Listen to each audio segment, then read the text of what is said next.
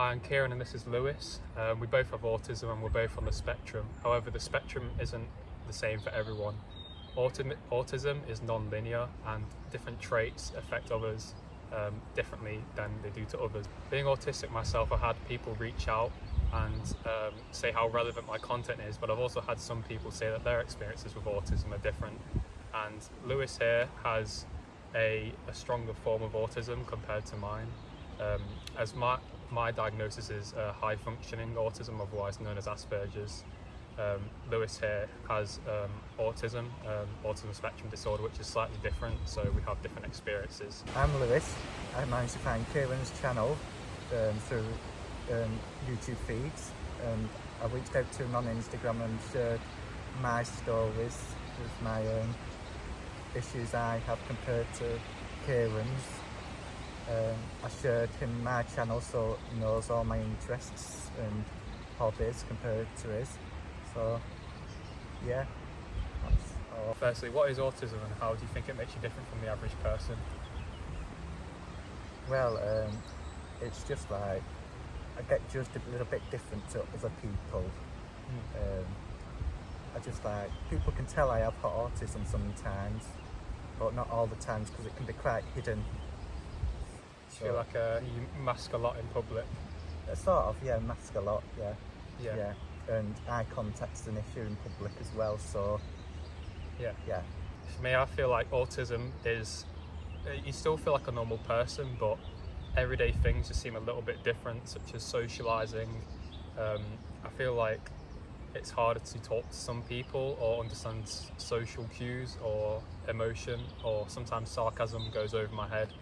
But apart from that, I still do things like any other person would. I'm still independent and I still have my unique hobbies and interests.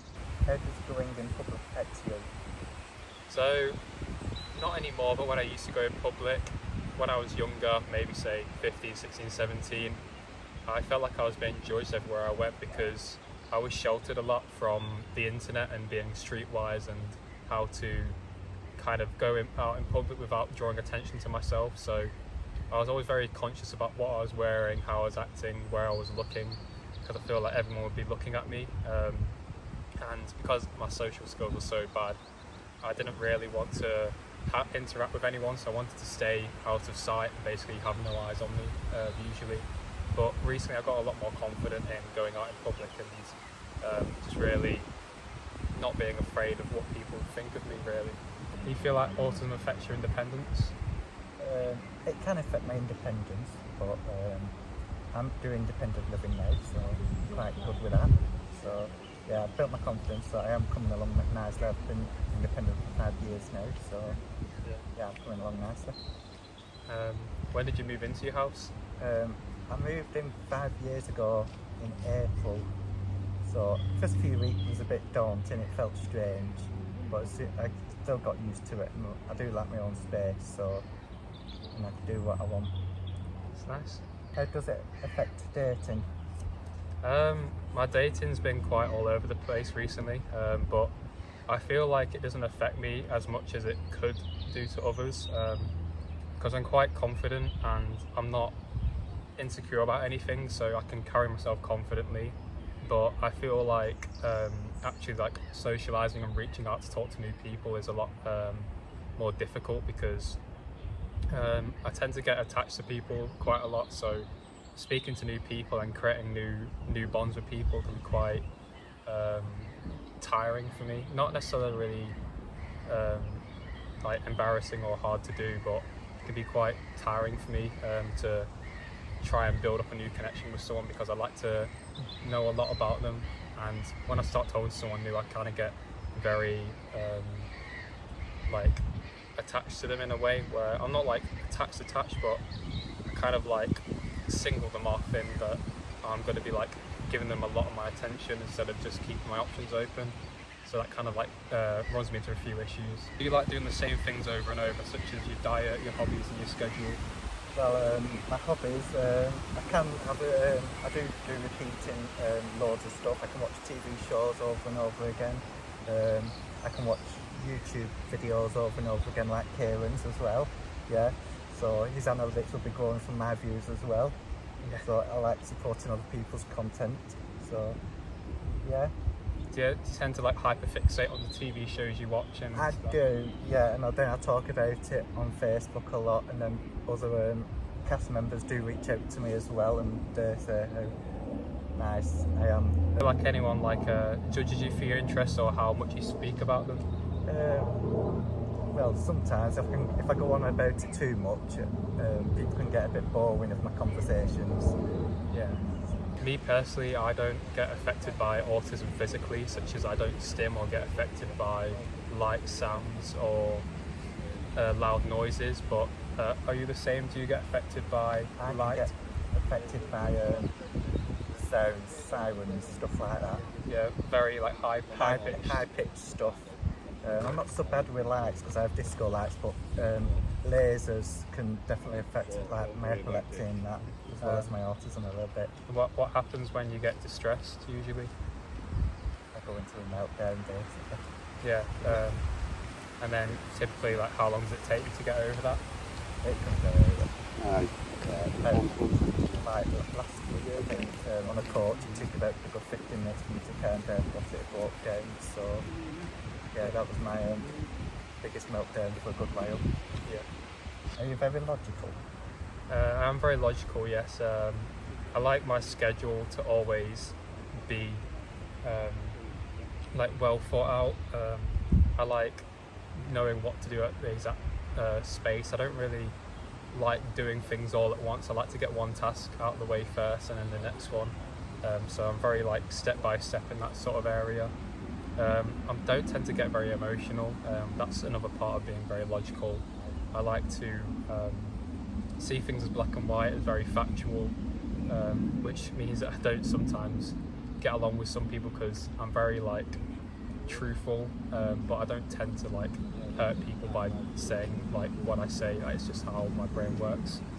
Does it affect your employment? So I've been working part-time for about 6 months at Domino's doing delivery driving, and I feel like because of my autism, trying to get employed is usually a lot harder because you kind of have to think whether you should put it on your CV or your application or not. Because I used to put that I had autism on my CV, and I used to think that was like a bad thing, because obviously I used to think that people wouldn't hire you if you had autism because you'd maybe be harder work or harder to train or whatever like that.